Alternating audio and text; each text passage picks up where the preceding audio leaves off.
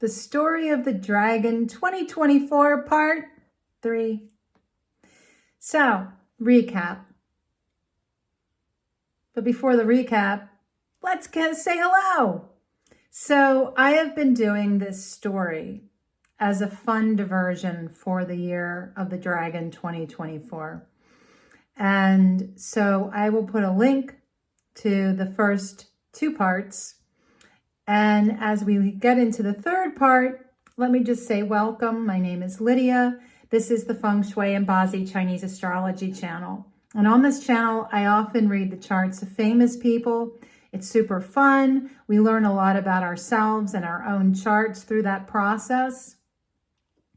And we also talk about Feng Shui and flying stars, which is an advanced form of Feng Shui.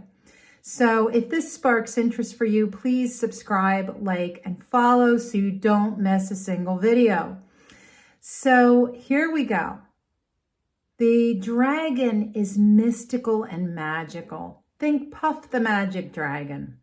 And as we are going through this year, it occurred to me one night back last spring to tell you all a story. Because the dragon begs for us to tell its story, truly, like no other Zodiac animal. So here we go. I'm just going to give you a recap of this story. So sit back, have a cup of tea, enjoy. The dragon began with the month of the tiger, fast and furious. The dragon ran and played with the tiger and had such a great time. But eventually the tiger exhausted the dragon. So the dragon limped off into a field where it found a rabbit. And it was so curious about this little fuzzy thing hopping all around. So the dragon was hopping all around, kind of like it spent the month of February running around with the tiger. But the rabbit said, "Why are you hopping? You're a dragon." And the dragon said, "Well, what is a dragon?" And after annoying the crap out of the rabbit for all of the month of March, trying to be like a rabbit when he was a dragon, the dragon spent the month of April exploring what it means to be himself. Just as we all must do regularly, is check in and answer the big question, who are you? And the dragon came to the edge of a cliff. It was really confused, as we can often be with ourselves. Who am I? And something said to the dragon in its heart, deep down, jump, fly, take a leap. And that's what he did in the month of April, when we had the influence in our Bazi Astrology collective of a year of the dragon and a month of the dragon. And so the dragon leapt into the air and heard his heart sing and knew this is what a dragon is. Well, then part 2 brought us to the month of the snake, where the dragon swooped down to this slithering creature in the grass. And together they innovated and divined all kinds of cool stuff. But I think the dragon ultimately got a little bored. After all, how much can you plan and dream before you just want to go and do? And that was what happened. The horse went zipping past. And remember, that was a yang metal horse, much like the Knight of Swords in the Rider-Waite Tarot deck. It was fast and furious. It was fun and impulsive. But the month of June blew past fast. And the dragon fell into a field. And under the shade of a beautiful tree, found himself with a sheep. And every time the dragon tried to speak, "Shh," the sheepy said. And then he tried to get the sheep to do stuff. And all the sheep wanted dragon to do was stop and observe and be present in the now moment. To take a vacation, stick his feet in the sand, bob around in the ocean a while. And so as one was saying, sit, be still, the dragon's impulse was fly and be free. And so there was this tug of war. Then we experienced August. August brought us to a very interesting month. The monkey and the dragon felt like this was an opportunity for the dragon to feel like, this is a little bit like the snake. This monkey likes to do things, like invent things, make things, figure things out. But the monkey is far more active, which dragon certainly likes. And as the monkey swings from the trees, seeming to fly, so does the dragon. And they had a really great time solving world problems and figuring things out, playing, being so ADD. Look at this. Ooh, what about that? Do you want to do this? Let's go do that. They had so many pots on the stove. Everything was bubbling over. It was a banquet. It was an all-you-can-eat buffet, and they didn't know where to begin. Because as soon as they'd find one thing, they'd look and find something else. Like a kid in a toy store. Yeah, it was an element of fun to all that. And after the monkey probably got bored, as monkeys can do, the dragon wandered off into a chicken yard. And there heard a commotion as this cocky rooster strutted out with great fanfare and color. And the dragon was like, whoa, I've got feet like you. And the dragon shot out a foot. Here, look. And the rooster was like, whoa, that's pretty cool. But watch, I can't fly as high as you. That's okay, dragon says. Dragon sat back and listened because rooster said, I got lots to say. I got a lot to say. And was very entertaining. Sometimes dragon felt like together, rooster could be the voice and dragon could be the leader, taking charge and taking things into new directions, something that dragons love to do. Together they were an interesting pairing, but ultimately dragon got a little tired of listening to all the hot air of the rooster and wandered into a different part of this property, left the chicken yard and backed into a little house. What's in this little house? This isn't a house I could fit in, thought dragon. And then there was this growl.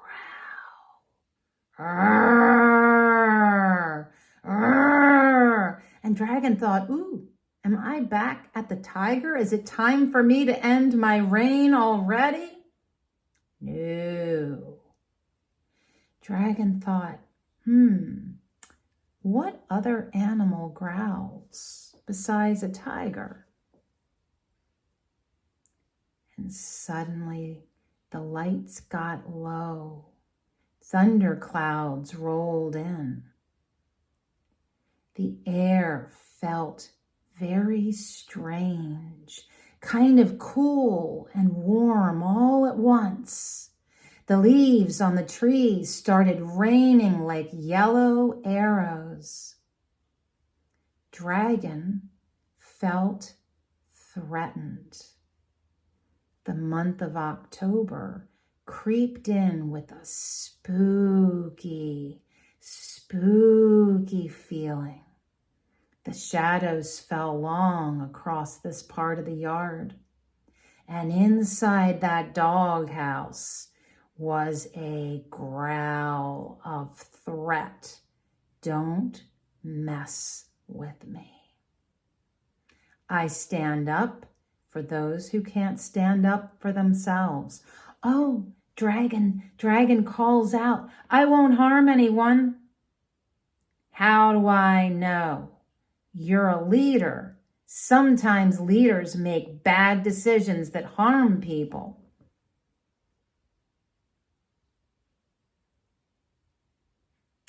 And dog says, watch your step, dragon, because my teeth are sharp and my claws are sharper, and nothing can hold me back because I am unchained. The dragon loves freedom. The dragon thought, how can I make friends? Maybe the rooster could speak for me. So he goes back to the chicken house. He says, hey, rooster, could you come and talk for me to dog so that he knows that I know that we're supposed to be enemies, but can we still be friends even if we're enemies?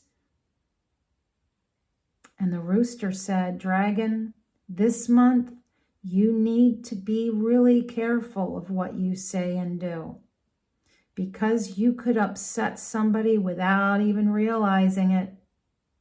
There's danger here. And yeah, I can speak up for you, but ultimately I cannot protect you 100%. The only one who can save you is yourself.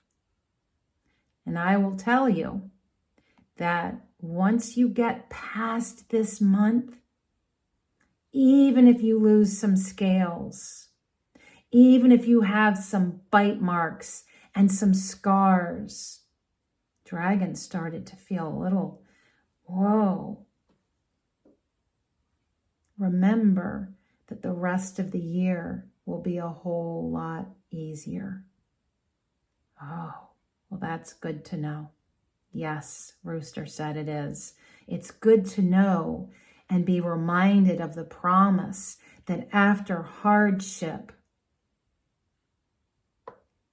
there is always, always the release of hardship into more ease or abundance or goodness in your life.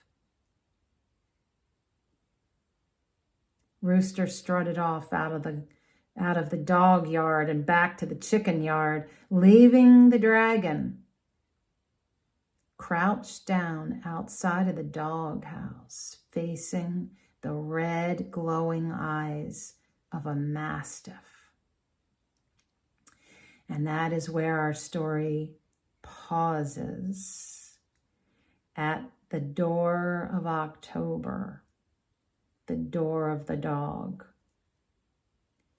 and dragon facing his enemy. In that, often in life, we must face our own shadow. The parts of ourselves that we don't like, the parts of ourselves that challenge us the most. And interesting how those things show up as mirrors to us, yeah, in our relationships, which is why they piss you off so much. So look at the stuff that pisses you off and hold a mirror to yourself, friend. You are not your own enemy, and you are no other person's enemy, as long as you bring grace and respect and kindness, inclusion, embracing all of God's sparks of light as they should be recognized, as one. Because as there is a me, there's a you. And as I used to say to my kids when I taught kids yoga for 20 years, if all the world were to become invisible, every living thing, including trees and grasshoppers, would be a light. Even rocks. Kids would argue with me that rocks weren't living, and I'd say, oh, I beg to differ. Every living thing would be a spark of light. And in that, we would recognize no one spark is any more bright than the other. Literally, that rock in the road is as bright as you, has the worth, has the potential, the vibration, and the glory of love. Pick it up. Pick that stone up out of the road. Hold it in your hand. Feel the love. Wrap your arms around a tree. Feel the love. Stick your finger out and let a little creature crawl across it. Feel the love. In the midst of all this conflict in October, as the dragon is sitting facing his enemy, dare to face the enemy within yourself as you see it, and recognize that that is a false placement. How can you learn to love your neighbor as yourself? How can you learn to love your enemy as if they were your best friend? I'll leave you here.